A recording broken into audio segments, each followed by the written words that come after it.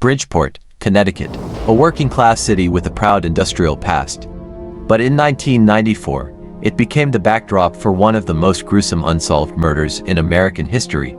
A man vanished, and days later, his remains appeared across the city in garbage bags. To this day, no one has been brought to justice. Tonight, we dive deep into the disturbing cold case of Benjamin Rosario, a mystery still begging for answers 3 decades later. Benjamin Rosario was 45 years old in 1994.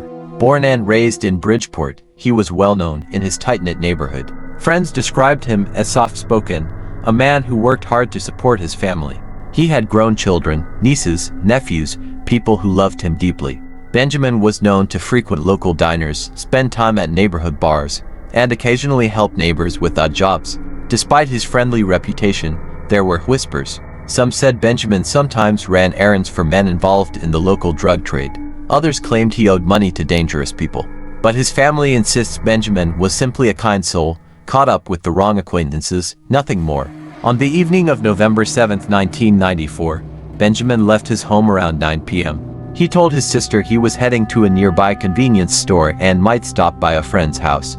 Multiple witnesses later saw him walking along East Main Street, where a dark-colored sedan appeared to pull up beside him. Witnesses said he seemed to know the driver, they spoke briefly, and Benjamin got into the car. That was the last time anyone saw him alive. By midnight, his sister became worried when Benjamin hadn't returned. She called friends, checked nearby bars, and even drove through the neighborhood searching for him.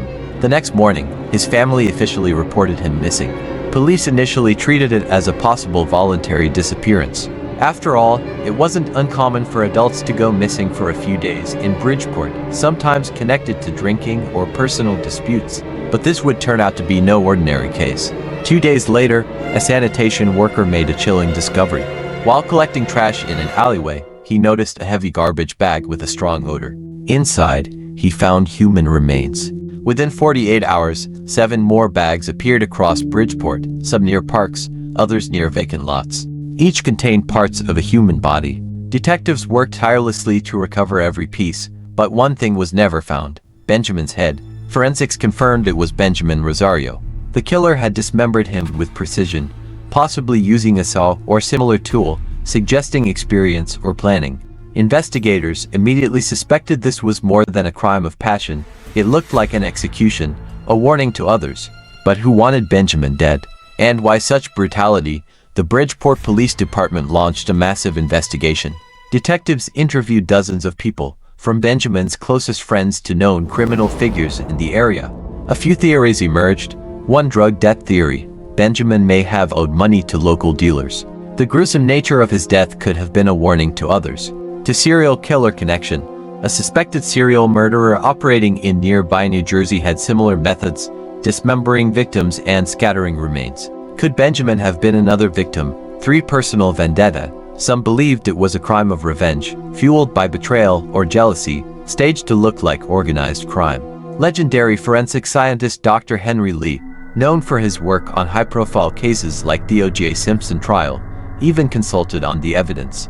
But with missing key evidence, especially the head, investigators couldn't establish a definitive cause of death or motive. For months, leads came in but went nowhere. No DNA from the bags, no fingerprints, no murder weapon.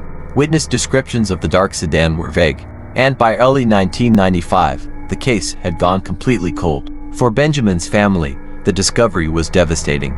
They not only lost a beloved father, brother, and friend, they were left with no answers. His children grew up haunted by the brutality of his death and the knowledge that his killer remained free. Bridgeport, a city already battling crime and poverty in the 90s, became gripped by fear. If a man like Benjamin could be killed and discarded like trash, what did that mean for everyone else? Decades passed, but in 2024, a former detective named Jeffrey Holtz decided to revisit the case. Launching a video podcast series called Park City Confidential, Holtz sat down with retired officers, forensic experts, and even the FBI to re-examine every piece of evidence. The podcast quickly gained attention nationwide, bringing new eyes to a case long forgotten. With today's technology, advanced DNA testing, digital facial reconstruction, there's renewed hope Benjamin's killer might finally be unmasked. But to this day, no arrest has been made. So who killed Benjamin Rosario? Was it a cold-blooded cartel-style execution over a small debt, the work of a traveling serial killer who was never caught, or someone much closer to home, a supposed friend with a deadly secret? What's most chilling is the unknown. The head was never recovered, no weapon was ever found, and no suspect was ever charged. 30 years later, Benjamin's murder remains a wound on the city of Bridgeport and a haunting reminder that some killers may never face justice. If you have information about the murder of Benjamin Rosario, contact Bridgeport authorities immediately. And if you believe stories like this deserve answers, hit subscribe, ring the bell, and join us every week as we shine a light on the darkest unsolved crimes in America and the UK.